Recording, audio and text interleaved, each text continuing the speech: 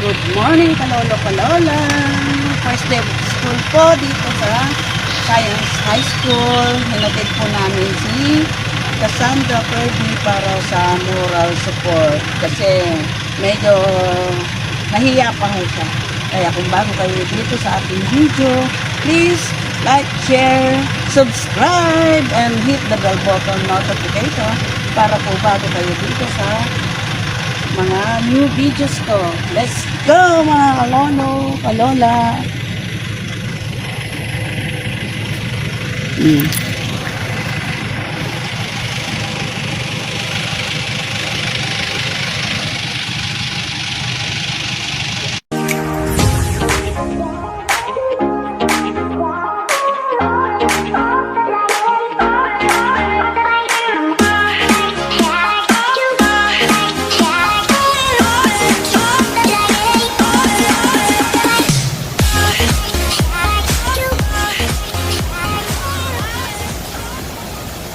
Bagong school ni Cassandra. Anong nararamdaman mo sa bago mong school? Excited? Excited ba? Maybe? Hindi 100%? Ay, papasok pa pala? Wala siya kasing isama sa video. Video mo lang yung school. Malayo pa pala. Ayun lang. Good luck sa new school mo. Behave. Putik-putik, be. Hindi ganyan.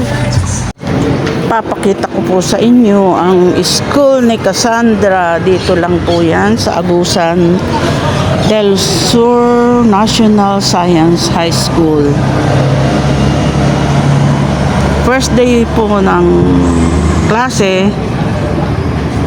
Kaya hinatid muna namin.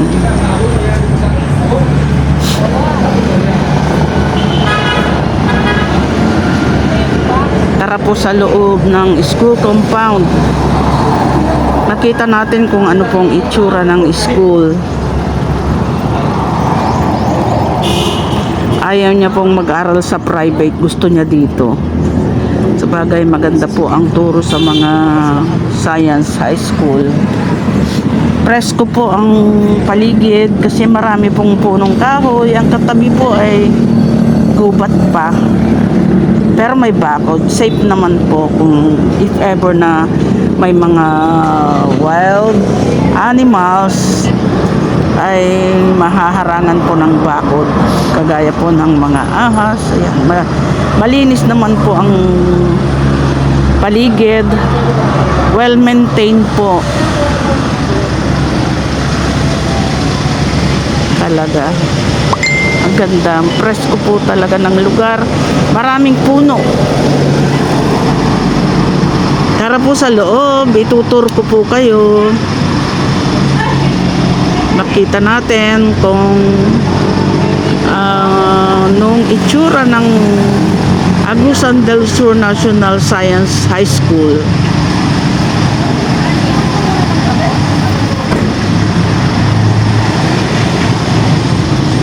Presko po siyang tingnan at maganda po yung mga paligid. Makikita nyo po maski sa gubat ay nililinis po nila talaga. Yan. Yan po parang na landscape po siya pero kusa po tong natural po na landscape ito. Marami pong ganitong itsura dito sa Agusan. Prosperidad. Tara po, tignan natin kasi since na first day po ng school, may flag ceremony po at may mga orientation po ang principal po siguro.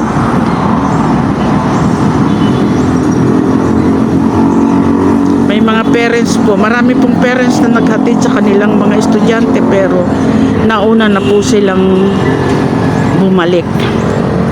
Since na yung iba mga dati ng estudyante, mga second year to senior high na po.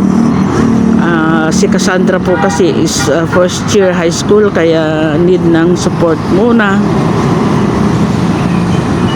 Yan, kasalukuyan po yung kanilang flag ceremony at nakikinig po sila ng orientation ng principal or ng teacher.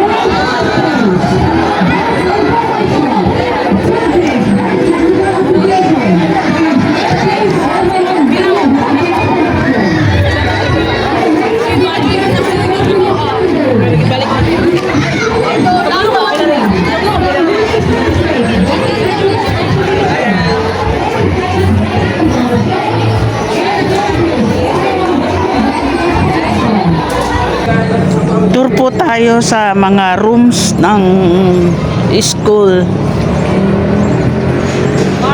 Medyo maluwang po siya, marami pong rooms at malinis po ang lugar.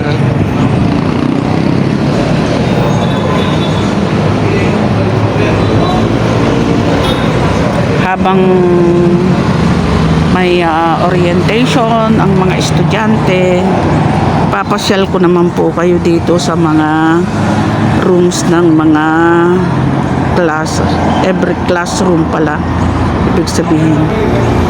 Ganda po ng lugar kasi rolling po siya at maraming puno talaga.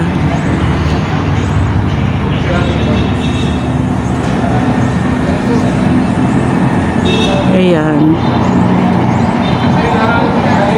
well maintained talaga kasi meron daw po silang dalawa daw po yung ano dito, housekeeper or tawag dito, basta yun na yun. Presko po habang magkaklase po ang mga bata ay may matatanaw po nila ang kapaligiran.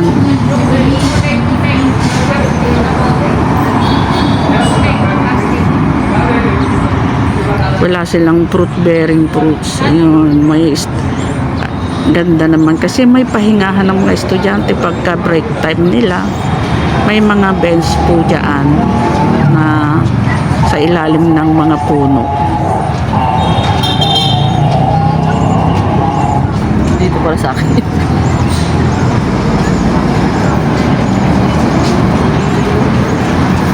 Tapos na po ata ang orientation, kaya yan, nagkakagulo na ang mga estudyante. Kanya-kanyang hanap na po sila ng kanilang mga section siguro.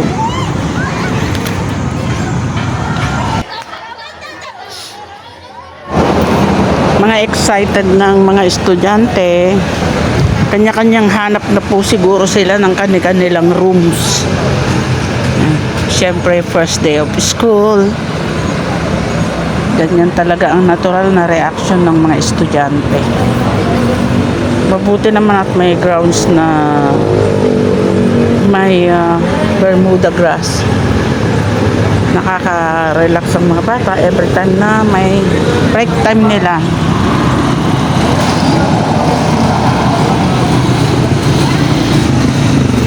Ang sarap ng high school life talaga, nakaranas din tayo at yan po ang pinakamasayang parte ng pag-aaral natin, ang high school life. Pagka kasi college na, ayun, serious study na, may direction na kung anong kukunin nila pag dating ng araw at kung maging ano sila, kung ano yung gusto nilang maging sila. at maging profesyon nila. Kaya